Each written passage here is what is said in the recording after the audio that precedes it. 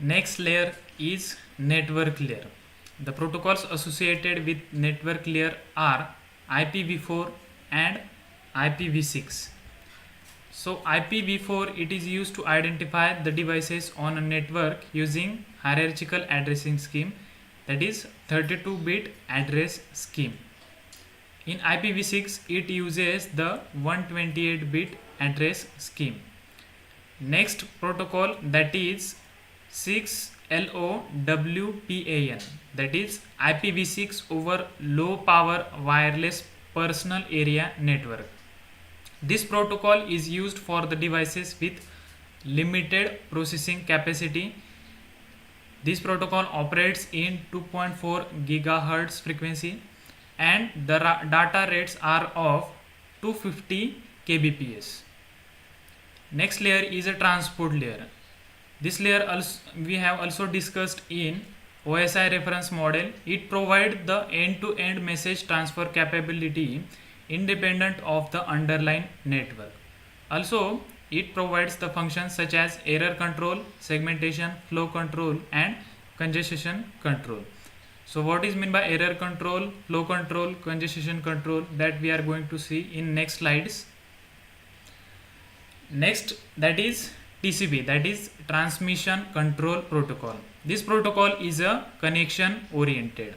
Connection oriented means what? As we have seen in this diagram, here the client are requesting the information from the server and the server will send the response to the particular client. Okay, that means the client will ensure that it will get the information from the server. Hence, it is also says that it ensures the reliable transmission. It provides the error detection capacity to ensure no duplicacy of packets and retransmit low packets. That means if there is any duplicate packet or packet with the same name, that it provides the capability to remove these duplicate packets. Next, it is also responsible for the flow control capability. Flow control means what? Flow control means it maintains the data rate of the sender and the receiver. It also provides the congestion control capability, which helps in avoiding congestion which leads to degradation of network performance, that is network traffic. Next protocol is a UDP, that is user datagram protocol. Unlike TCP, it is a connectionless protocol. It does not ensure the reliable transmission. Okay. Also, it does not do connection before transmitting. It also does not provide the proper ordering of messages. Means the sequence of the messages are not same in case of the UDP, that is user datagram protocol. Means sending sequence is different and receiver side sequence is different. Transaction oriented and stateless protocol. This is a stateless protocol. Next, that is application layer protocols. Hypertext transfer protocol. As we have already discussed that this protocol is used in web, that is World Wide Web. It includes commands such as the get, put, post, head, option, trace, etc. It follows the request response model. That means the request is made from the client and response is given by the server to the client. It uses the universal resource identifier, that is URIs, to identify HTTP resources. Next is COAP, that is Constraint Application Protocol. This protocol is basically used for the machine-to-machine applications meant for constrained devices and networks.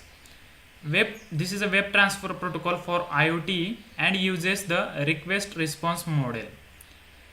It uses the client server architecture. That means the request is made and the response is given to the client. It supports the methods such as the get, post, put and delete. Next is WebSocket. It allows the full duplex communication over single socket. It is based on transmission control protocol. Client can be browser, IoT device or mobile application, anything among these. Next is MQTT, that is Message Queue Telemetry Transport Lightweight Messaging Protocol. Okay, this protocol uses the publish subscribe model. We have already discussed various kinds of communication model. Among these, the publish subscriber model is used by this protocol. It is well suited for constrained environments where devices have limited processing, low memory and network bandwidth required. Next is XMPP, that is Extensible Messaging and Presence Protocol. It is used for the real-time communication and streaming XML data between network entities. Whatever the XML data is there, the streaming of that XML data is done with help of XMPP. It is also used for applications such as the multi-party chat and voice or video calls. It is a decentralized protocol and uses the client-server architecture. That means the whole information is not stored like a server. Next is DDS, that is Data Distribution Service. It is a data-centric middleware standard for device-to-device or machine-to-machine communication.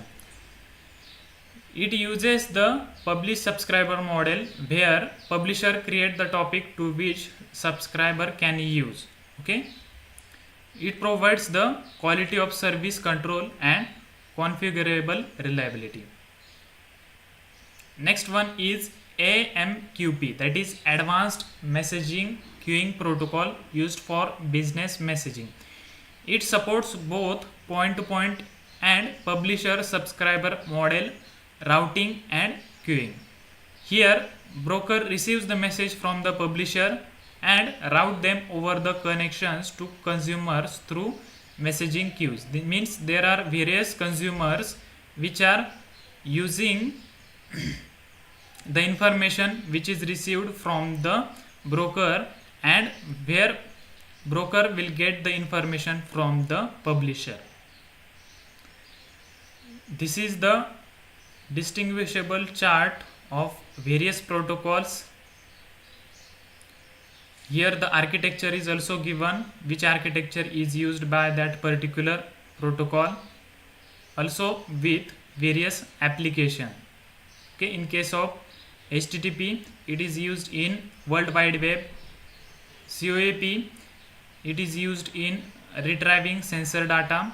Like these, various applications which are using these protocols are given here. Thank you.